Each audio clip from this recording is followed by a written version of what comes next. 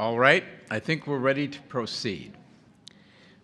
I was at a breakout session listening to Barb Smith, and I got a text message from Dr. Lawrence Wentworth.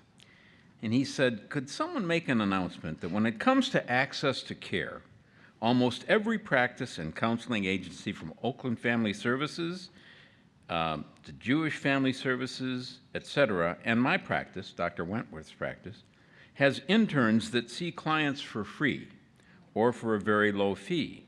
These interns are highly trained and supervised and provide excellent care. People should not be able to ever say they can't afford therapy. Some people here today were not here yesterday, and could you also make an announcement that reminds people about the Nazareth Room and the Memorial Forest? It's lovely. It's in honor of a young man by the name of Adam Abadawi, and it's in the Nazareth Room. So it's called the Memorial Forest, and if you just wander down there, you can. It's very nice. Now, one more thing. After our last speaker, I wanted to remind you that there is dinner and drinks. So please stay around. By the way, our final speaker of the day is Dr. Bart Andrews, and he is here to tie together all of what we've heard and learned over the past 2 days. His presentation at last year's conference drew rave reviews and several requests to invite him back, so we did. His talk is so appropriate to our conference theme this year because it attacks many of the traditional beliefs about mental illness and depression as the chief causes of suicide. It reinforces our belief that suicide can be prevented, and it also shows us that we all have a role to play in suicide prevention, and that there are things each of us can do to make life worth living for those struggling to stay alive. Bart Andrews, The Water We Swim In.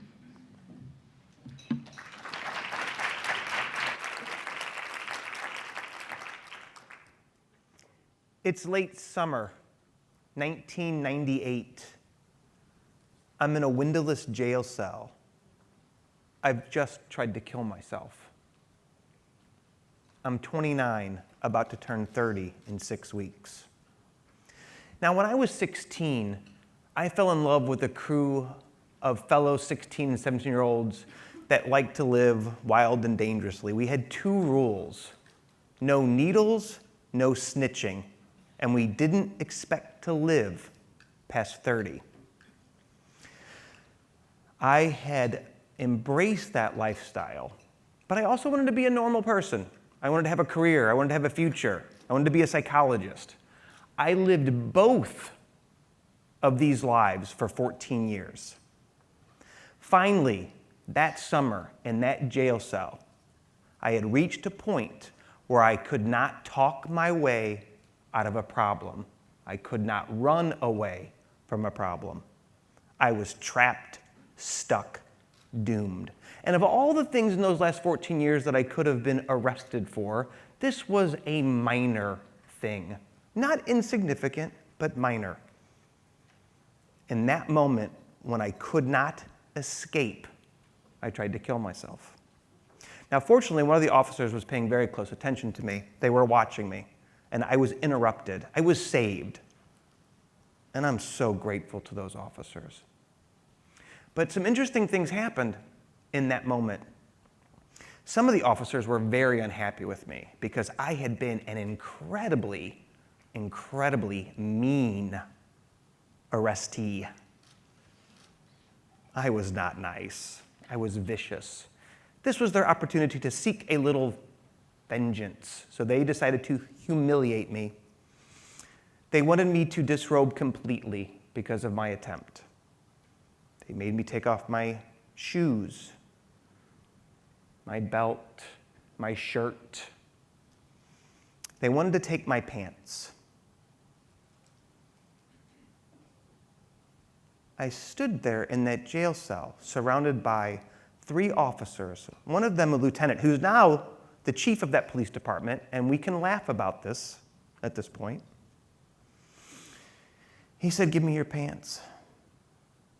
I was not giving up my pants. I don't know how to explain to you how strongly I felt about that, but they were not getting my pants. It was not going to happen. And so we were at loggerheads, as they say. The lieutenant, a large man, 6'3", 230 pounds, grinning, because he knows what's going to happen. Those pants are coming off whether I want them to or not, you see. But I'm not your average bird. And I decided in that moment that the odds weren't good, and I needed to make something happen. And so I did something completely unexpected. I charged the lieutenant and power squatted him across the jail cell. Now, this is really interesting because he's a large, big, strong man. And his feet left the ground and he sailed through the air. His coworkers were so stunned by this, they watched him fly through the air like watching a home run leave the park. They were like, "Whoa," as our lieutenant went flying across the jail cell. I looked around and realized they had left the door open, and I tried to escape. Now, the escape story in and of itself is a long story, and I'm not going to go through all the details, but after about 20 minutes and bringing in the entire evening division of that department, 12 officers, they were able to get me down. They hog-tied me with handcuffs, hands and feet behind my back. They called EMTs because there was a need for medical care for many people involved. And they then proceeded to exact justice. One of the officers, while wiping my face, was slamming my head against a jail cell wall. And each time my head hit the wall, I grinned and said, "Thank you, Mother. May I have another?" About the 3rd time that this happened, something magical occurred. The loathing that was in me, my own self-hate, my own self-loathing, left my body and entered that officer. He went from angry, filled with rage, to in his face you could see it, his disgust for me, the absolute loathing for me, left me and entered him. I could see it in his eyes. The most amazing thing about that is it was out of me. And I burst into tears, collapsed in tears. Dr. Joyner talks about virtues and what a strong role virtues play in our lives, in suicide prevention. For many years, I'd been operating under a virtue of liberty. I was going to do what I damn well pleased whenever I wanted until I couldn't. I didn't value life. I valued freedom. When I woke up in that jail cell the next morning, there had been a complete transformation. For the first time in my life, I just wanted to survive. I just wanted to live. That's all I needed. That's all I wanted. It was a huge transition. Miraculous, sudden, transformative. These things happen. This wasn't a medical process. This wasn't some sort of biological, physiological, medication, therapeutic intervention. A spiritual, cultural, transformative experience occurred in this traumatic event where I had a virtue shift that saved my life. This is the water we swim in. It's not just about physiology, biology, genetics, medicine, mental illness. How many of you know who David Foster Wallace is? Raise your hand. This is a good group. I go to groups all over the country, and sometimes only one person raises their hand. But the rest of you have homework to do. David Foster Wallace, This is Water. YouTube, the 9-minute version. Watch it. I can't watch it without tearing up. Today, while preparing to talk to you, I said, today's the day I'm going to watch this, and I'm not going to cry. Nope, didn't happen. I cried. One of the things that David Foster Wallace, who was one of the most important literary voices of our time, that few people even remember because he died of suicide, talks about the water we swim in. He starts off with the story. 2 young fish are swimming along, and an older fish swims by them. As the older fish is swimming by, he says to the 2 younger fish, "How's the water, boys?" and swims away. The one younger fish turns to the other younger fish and says, "What the hell is water?" The point here is that our culture is so saturated and so in our face, we are so close to it that we do not see it. Fish don't know what water is until you do what? Take them out. Today, we're taking you out of the water. Why are we here? Look at this. This is unacceptable. The suicide rate is going up. We are bringing down the fatality rate of the primary killers of human beings in our country, but the suicide rate is going up, up, up. What are we missing? Which brings me to the 90% myth. Raise your hand if you heard that 90% or even 100% of people who die by suicide are suffering from a mental illness, right? Come on, you've all heard this. There are people who I adore, respect, admire, who believe in their hearts and believe the science says that 100% of the people who die by mental illness, who die by suicide, had mental illness.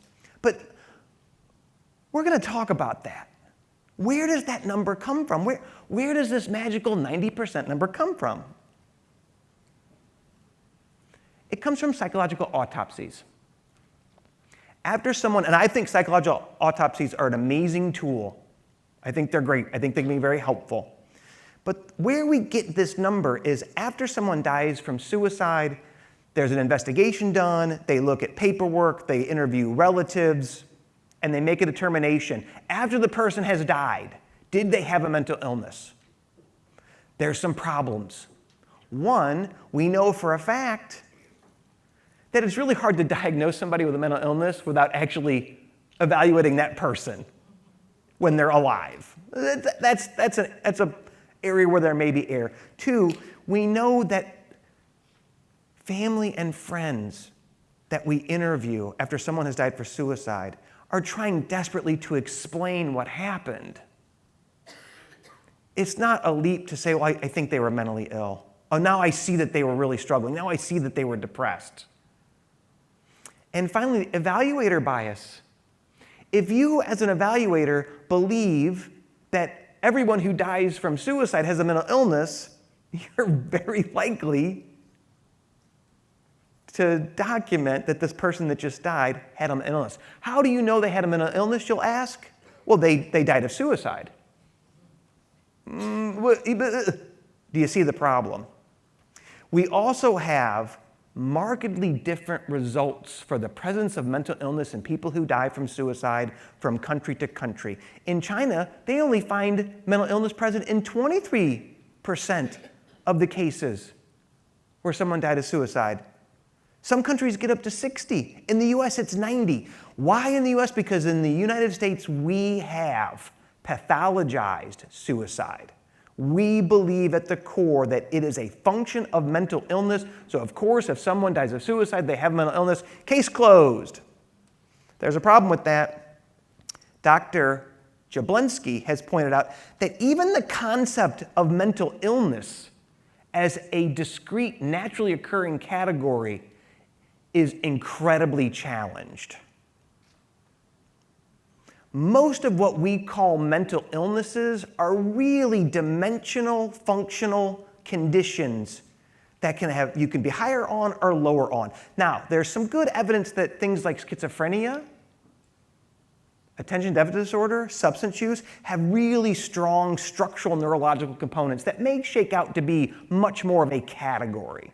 But most of the things we call mental illnesses do not fit a categorical model. Part of it's a language deficit. We have a real problem with the words we use to describe mental suffering and anguish. I'll give you a really good example. If you break your leg severely and go to the hospital, nobody says you have an illness. You have a what? An injury. You've been hurt. You don't get labeled as sick, do you? But if someone experiences a major traumatic event and they become emotionally distraught, we call them what? Mentally ill. So there are some things that we call mental illness that probably do kind of fit in that categorical model. It's truly kind of an illness. I think schizophrenia is definitely in that category. It belongs in a neurological order. It doesn't even belong in the category of mental illness, if you want my honest opinion. There are some things that are injuries, where something has happened to the person, just like getting a leg broken. And there are some things that are conditions that are really complicated. So our language is insufficient, and we shove all of this into the concept of mental illness. But things get even more complicated. Even many of the things that we call medical illnesses really are a function of our environment and our culture and our bodies being mismatched. I'll give you a great example. Type 2 diabetes. Type 2 diabetes doesn't exist in hunter-gatherer societies.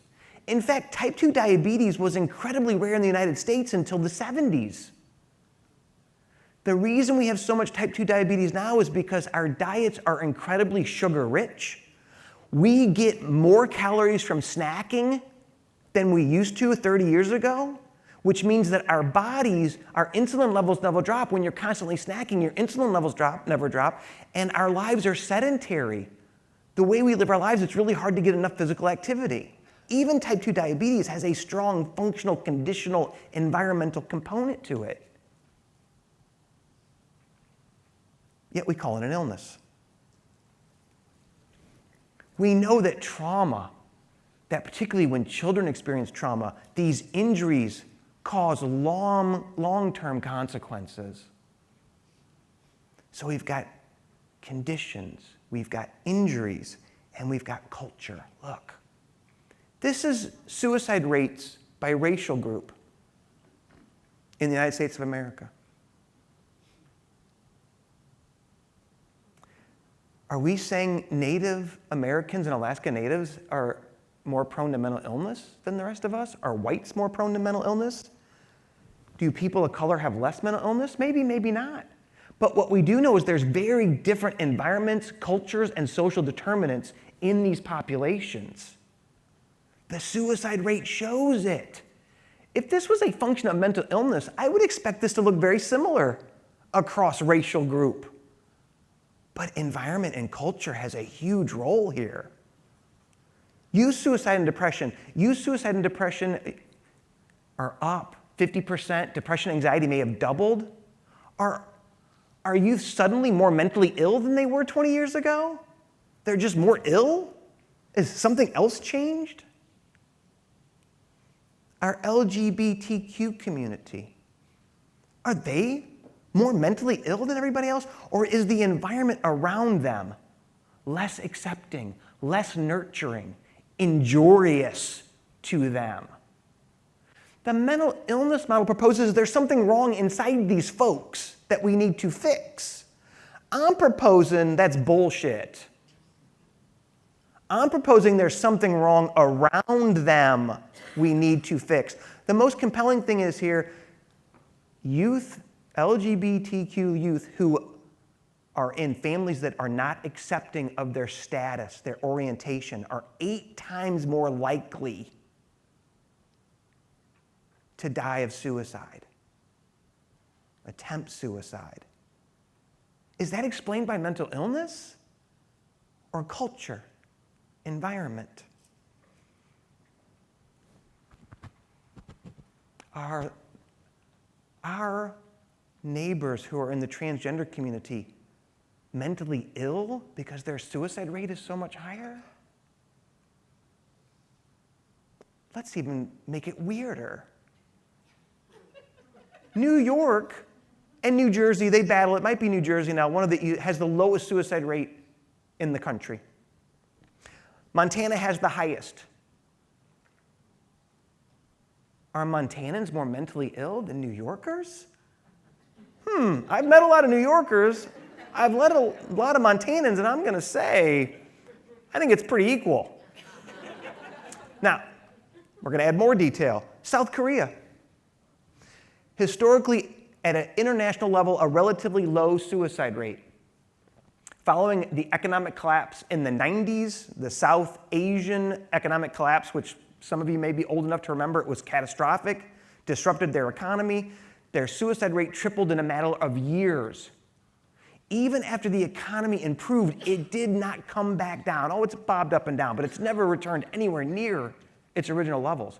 So are we saying that within a couple years, the entire population of South Korea was suddenly 3 times as mentally ill? And they just stayed that way? I don't think it works that way. Let's add more. Here are our highest and lowest suicide rate countries.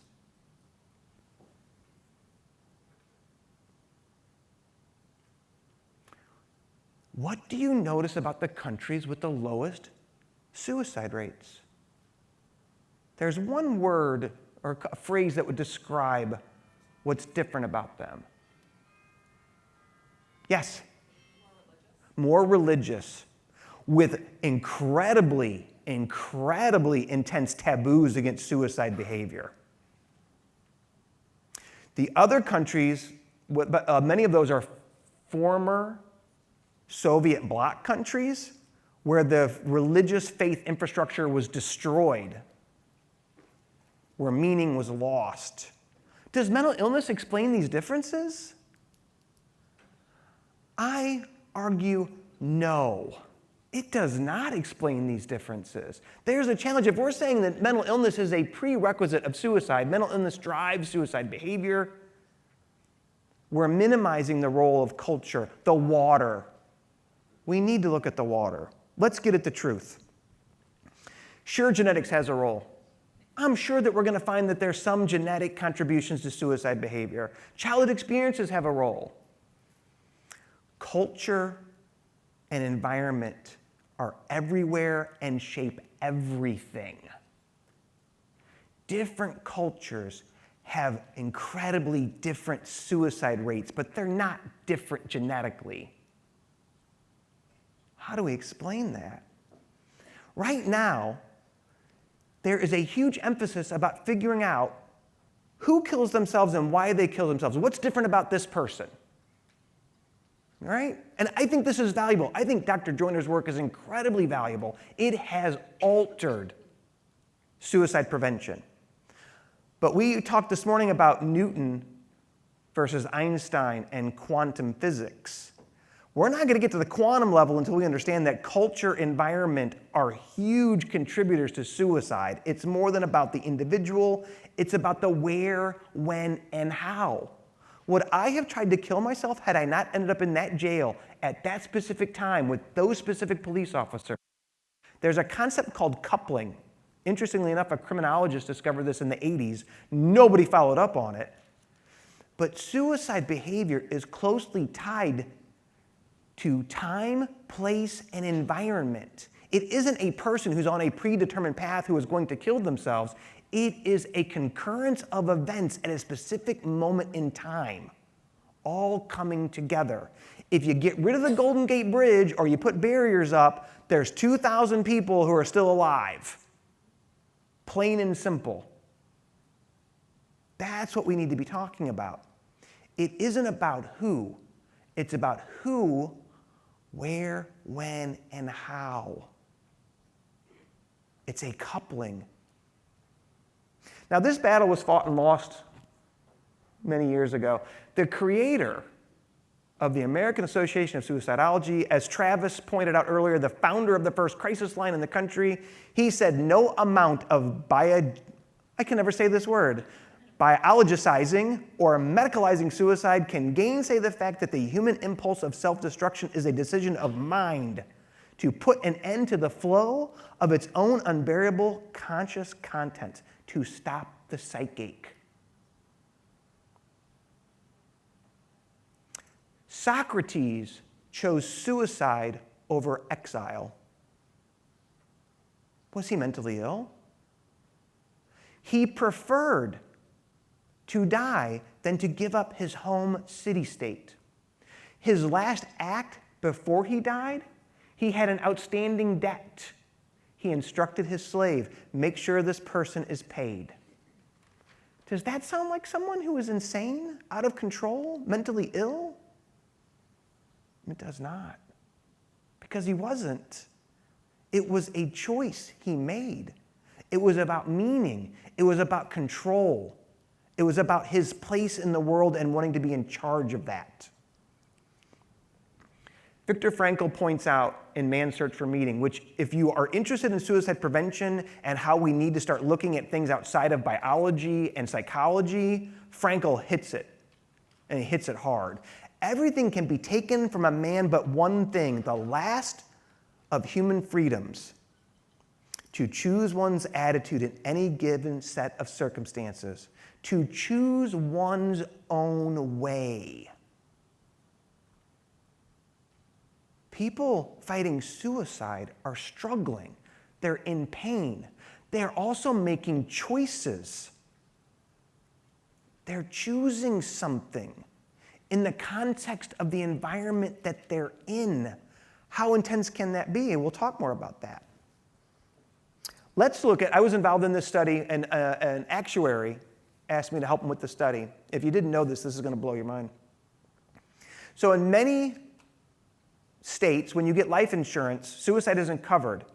But there's a grace period of 2 years. After those 2 years, suicide will be covered. So if you don't kill yourself in 2 years, if you kill yourself at 2 years and 1 day, your policy kicks in. Guess what happens at the 2-year mark? The suicide rate jumps astronomically right there on the screen. Now somebody said, well, maybe these folks they really intended to kill themselves and they were just waiting 2 years for the policy to kick in. I'm going to say, holy cow, that's pretty impressive. But you'll also note that the rate doesn't come back down. It bobs up and down, but it never comes anywhere close to the entry level. Because there's a functional component. There is meaning. There is value. There is culture. My death is more valuable to my family than my life, you see. That's not irrational. We can argue about the pain that survivors experience. I'm a lost survivor. I know what it's like. But there's a functional nature. Does that sound insane? It doesn't at all. It's rational. And it has an environmental contingency. These folks realize this will help. One of the most interesting studies shows that people after a suicide attempt, their economic situation improves. And the more serious the suicide attempt, the greater the economic improvement. People that were matched with them that only had suicide thoughts showed no economic improvement. The suicide attempt behavior was a trigger for the person to get help that they needed. There's a functional nature to suicide behavior. We wait until they almost die, until we say, oh crap, better do something about this. The people who never attempt don't benefit financially. They don't get the help. Isn't that interesting? Did you expect that? This one is one of the most interesting. We had a mass suicide event in the United States of America that nobody is allowed to talk about. In fact, no one will research it. This Atlantic article, The Falling Man, you should read it. It is heart-wrenching. People started jumping from the towers soon after the planes hit. The media coverage after the first or second person who jumped was blacked out. The media stopped covering it. No one was allowed to talk about it. Family members of people who jumped do not want to talk about it. We estimate that up to 200 people jumped from the towers, all in the space of a few hours. The largest suicide event in American history has never been studied, explored, examined. Now, was jumping a choice? There were people who stayed in the burning buildings and died of smoke inhalation or flames, burnt to death. Some people jumped hand in hand. Were the people who jumped more mentally ill than the people that stayed and burned to death? Does that make any sense to you? It doesn't make any sense to me at all. That seems a little nutty, doesn't it? Some people jumped, some people stayed. What do we make of that?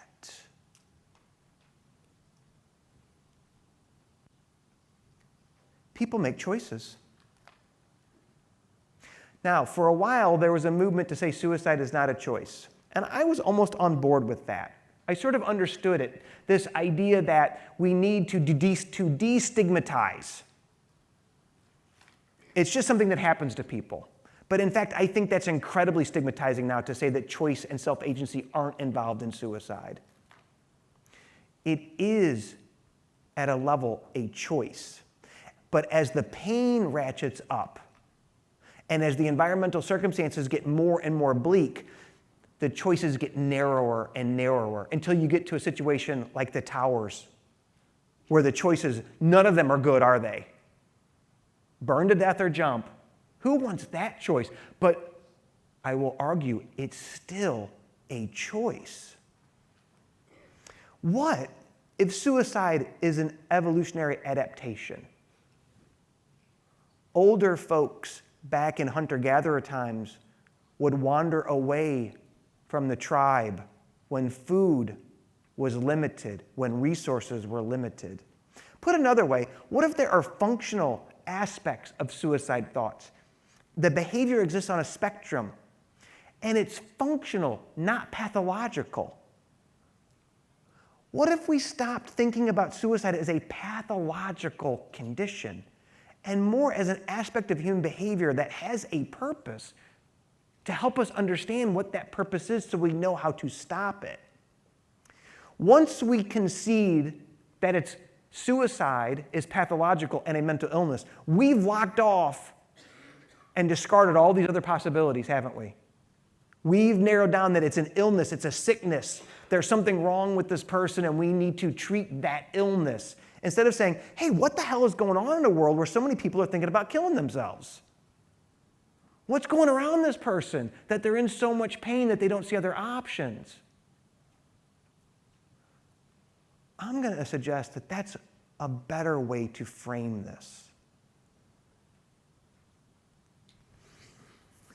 Falsifiability is a cornerstone of science. You can never actually prove anything in science, but you can disprove things. Is mental illness necessary and sufficient to explain suicide? No. Most people who meet diagnostic criteria for an illness will never even attempt suicide, let alone die of suicide. It's not sufficient. Is it necessary? I don't think it is. There are people I respect that say, yes, de facto, if someone dies from suicide, they were mentally ill. I strongly disagree. I think the evidence clearly shows that that is not the case. It is not universal.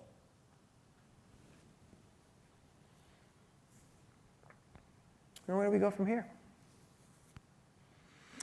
Now, I'm willing to be wrong about this. I'm reading a book now about human advancement, how we got to where we are, and one of the hugest underrated things about the scientific revolution was it was the first time humanity said, guess what, we don't know the answer to these things. Prior to the scientific revolution, everybody knew exactly why everything worked. They were horribly wrong, by the way, but they were certain they knew exactly how everything worked. Science The beauty of science was saying, hey, actually, I don't think we know how any of this works. Let's start from being really stupid and figure it out from there. So let's do that. Culture and microcultures, economics and environment may explain a lot more of the variance in suicide behavior than anything else. When you look at international rates and differences in races, differences in cultures, differences in countries, you're going to be hard-pressed to convince me that culture, environment aren't the primary contributors to the bulk of suicide behavior. But it is mediated and moderated by psychology, by biology, by individual traits and characteristics. We're not going to get away from that. This is really important. Both of these things are true. Most suicides are rational in nature. That doesn't mean I agree with the decision or think it's a well thought out idea, but you can understand the decision. In fact, I would say that suicides that occur when the person is mentally incompetent, doesn't understand right from wrong, has no idea who they are or what they are not actually suicides. It's a form of murder. You may ask who's killed who, and then we're going to have a whole interesting conversation about what the self actually is. Fun, but we'd be here all day. Now, when we talk about economy, this data, we've all heard about deaths of despair. This was really interesting. This looked at rural communities and urban communities and the increase in the suicide rate. They found some really interesting things. The biggest rate increases were in rural communities that had been doing a little better before the economic crisis. And we're now doing a lot worse. In fact, the communities that were doing worse off prior to the recent economic crisis, they had an increased suicide rate, but not nearly as much as the communities that were doing a little better. Here's what we found in looking at that. Steele Smith et al. Found that social capital was associated with a 10% decrease in suicides. What's social capital? Social capital is the level that people know each other outside of their individual social networks or work network. Good examples of social capital are church, bowling leagues, softball leagues, PTA, school clubs. If you've ever read Bowling Alone by Putnam, this process has been degenerating in our country for years. People are less and less connected in their community to each other outside of their immediate family and their work environment. Social capital is key. We're more and more disconnected. Fragmentation is associated with higher suicide rates. The more fragmented that communities are, the less cohesive they are, the higher the suicide rate. Big shocker, lack of insurance associated with a higher suicide rate. These are social environmental situations. This isn't about mental illness. This is about the health of our communities. One way to look at suicide is it's a thermometer, a gauge of how healthy a community is. How well is the community working together? How well is the community matching the needs of its members? If we get locked into a mental illness model, we're going to miss this. We're going to miss it in a big way. Seth Abrutin and Anna Mueller, who are sociologists and who are amazing, have really been pushing this point. We're too focused on intrapsychic, psychological, inside the person characteristics in suicide. Robust suicidology is when we return towards a socio-cultural context. Why a sociological or interpersonal and not just a psychological or intrapersonal perspective matters. What's the system the person's in? What's the culture and the microculture? Dr. Mueller, when she looked at the suicides of the school systems in Silicon Valley, found it wasn't just the culture of that area. There were microcultures and pockets that drove the suicide behavior. You could be in the same school system and not be a part of the cluster because your microculture was very different than your neighbor's microculture. This is the water. It's not just something wrong inside the person. So this brings me to Dr. Joyner's incredibly important work that this in no way minimizes. The work he's doing is phenomenal. These things are key. Belonging is key. Burdensomeness, failing key. Capability for harm is key.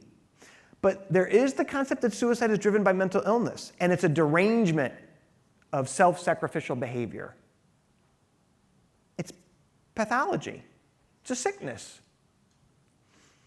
The three-step model, which kind of builds on Dr. Joyner's work, is that we need to recognize there's this difference between having suicide thoughts and acting on those suicide thoughts. So there's a huge gap between these things inside the person. Yes, yes, yes. I agree with all these things except the mental illness part. But there's a piece that we're missing here I'm going to add. Our culture has these factors too, you see. There's information in the system around the person that sends messages of belonging or not belonging, that sends messages of you're valued, you're important versus your burdensomeness. You're a burden. There are cultural elements that increase capacity for harm and cultural elements that reduce capacity for harm. These very same metrics we talk about being inside the person belong to the community around the person as well. Suicide never happens in a vacuum, ever. It's about who and when and where and how. What if we assume persons at risk of suicide were competent, rational, and capable beings, and we treated them with dignity, respect, and trust? Imagine instead of showing up to the hospital and saying, I've been thinking about killing myself, and having your rights removed and being shoved in a hospital for 2-3 days until you say you're not thinking about suicide, we said, I'm glad you told us that. Let's figure out what we can do together. This is really important. Can you imagine the difference? Ladies and gentlemen, that is not how we treat suicide in our community. When they interviewed white middle-aged males in rural areas, the biggest barrier to getting treatment was fear of hospitalization against their will. I can assure you that fear is incredibly real. Nor is hospitalization effective. Recent data coming out shows that the risk of someone who's admitted to the hospital for suicide thoughts is 200 times upon discharge compared to the general population. Might I suggest that the hospital is not helping people that are at risk of suicide? That this environmental contingency, which is really a form of punishment and command control culture, could be killing people? Something to think about. Even in our language, we disparage the people we're working with. I'm not going to go through all of these, but there's one I really want to hit home. Manipulative. People at risk of suicide are often referred to as manipulative. If you hear that word or you're using that word about someone that you're treating, stop it. We only use the word manipulative about people we don't like. It's a tell. When you use the word manipulative about somebody you're working with, what you've said is, I think this person's a horrible person and I'm going to call him manipulative because blah, blah, blah. Do you know who the most manipulative people on the planet are? Babies. Babies be super manipulative. Babies are the only human mammal that doesn't nurse continuously while feeding. Human babies pause at the nipple. No other mammal pauses at the nipple. What does the baby want? Why is that? Isn't the baby hungry? Why is the baby pausing? Wants eye contact, wants to be jiggled, wants to be cooed to. And what do? Oh, the baby's so cute. Human beings are incredibly manipulative. We're the most manipulative species on the planet. It's incredible. Quit calling people manipulative. They're needful.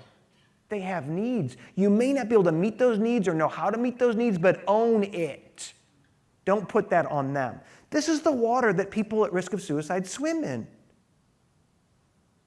Manipulative, gamey, seeking attention. They don't really mean it. They're not even very good at it. They didn't reach out for help. The stigma. I'm so sick of people talking about stigma. It's prejudice, it's discrimination. Quit blaming the victims of prejudice and discrimination for the very prejudice and discrimination we're inflicting upon them. I've had it. You can stop your stigma fighting. It's prejudice, it's discrimination, it's bias. We own it, not the people that are struggling. Things that are complete bullshit. We don't know enough about what works. We do know what works better and what doesn't work. We need to be careful about what we call evidence-based. No, we don't. We need to do something. We need to do something now. We need to quit sitting on our hands and saying, we don't know enough to know what works. Shut up. We do. We need more research before we can. Look, I'm all about more research. I want more research. But when you're in a war and you're a medic in a combat zone, you're not waiting for research to come in when you've got somebody in front of you that's on the field laying there in pain. You do something. So let's do it. Dr. Apgar, there's some folks old enough to remember this. This is tragic if you don't know this. Prior to Dr. Apgar in New York in the 50s, when a baby was born and wasn't doing well, we took the baby to the side and we let the baby die. It was called failing to thrive. It was horrible. It was atrocious. A woman gynecologist shows up on a hospital unit in New York and says, what the hell are you all doing? This is really stupid. And invented the Apgar score. The Apgar score wasn't some new technology. It wasn't a fancy test. It wasn't a shot. It just said, hey, let's measure this stuff and let's do better. It revolutionized baby care, saved tons of lives. That's what we need to be doing with suicide. Let's take simple, clear, standardized steps to make sure that when someone is identified at risk of suicide, they get a standard of care that we have a good idea works better than anything else, and then let's keep improving it. Suicide thoughts are treatable, folks. If we want more folks who are struggling with suicide, you heard only a third of the people who die of suicide make it into behavioral health. Well, most behavioral health providers suck at treating suicide, so I'm not that upset about that. But if we want them to reach out and get help, we need to make sure that they get help in a way that isn't frightening, terrifying, that takes away their self-agency, their dignity, their respect. Think about those officers, they wanted my pants, which they didn't get, by the way. People need to be treated with dignity and respect. We need to respect that you do have the option to kill yourself. But hey, while you're thinking about that, can we try some other things first? That's all we're asking. I'll tell you right now, that's going to save a lot more lives than locking people up.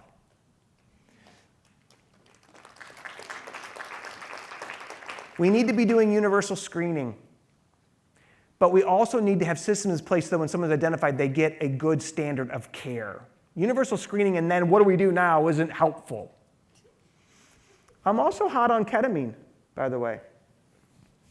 There's lots of approaches. We're having really good luck. This was an outpatient study.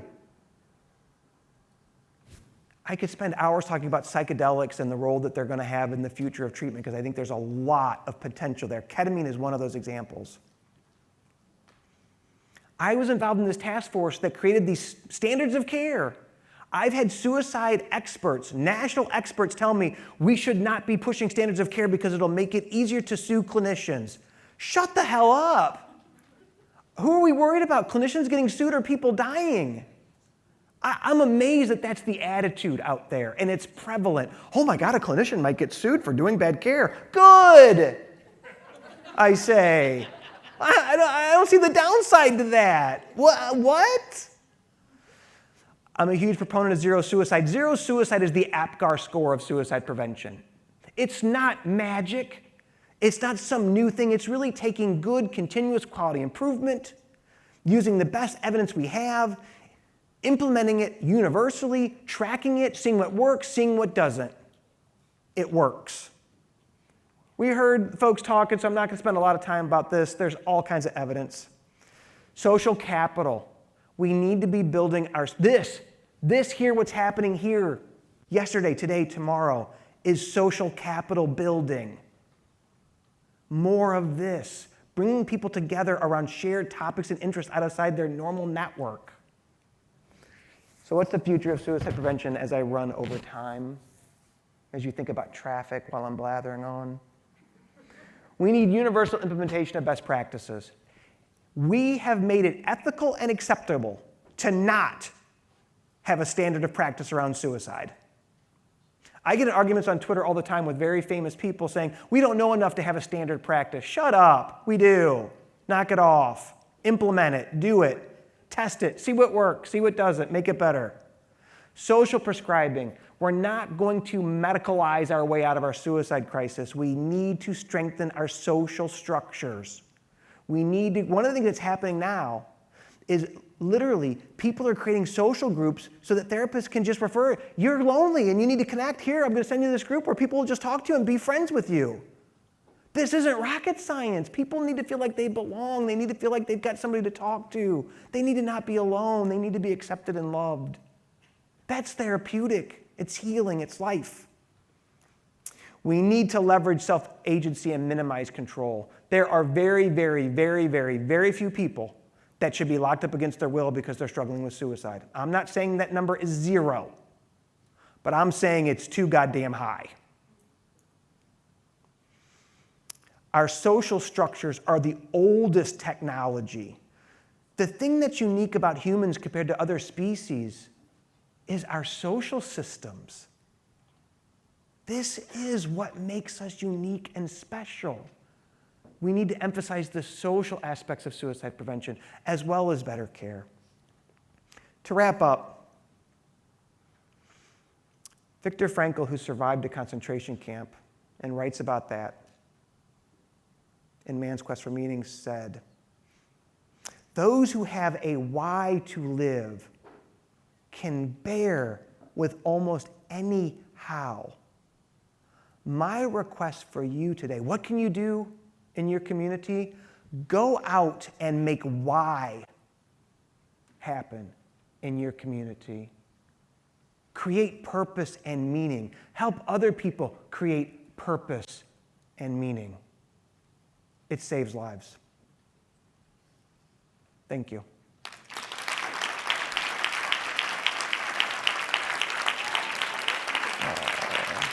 You guys.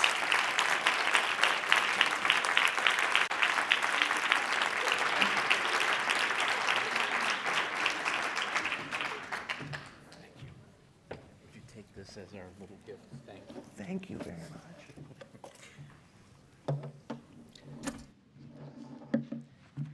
Thank you, Dr. Andrews. I told you he was worth it. The teacher passcode for this presentation is mission. Well, I want to bring this day to a close by thanking everyone for your participation and inspiration. There's so much passion, so many ideas, so many strong voices. Now the challenge is going forward to bring all those voices together in support of a major initiative that we call With One Voice. Its goal is to support the state plan that you heard about in as many ways as possible. We will become a coalition of coalitions, working together for change. We will demand a strong voice in the new commission on suicide that was created by Senate Bill 228. With our partners, the Dolores and Paul Lavins Foundation, the Children's Foundation, the Detroit Public Television, along with sponsors Beaumont, Ascension Health, Henry Ford Health Systems, and hopefully many others like the 100 Women Who Care of Troy and of Grosse Pointe, we will raise our voice on behalf of youth, veterans, first responders, and others throughout the state. We will work tirelessly toward the ultimate goal of a world without suicide. Thank you very much.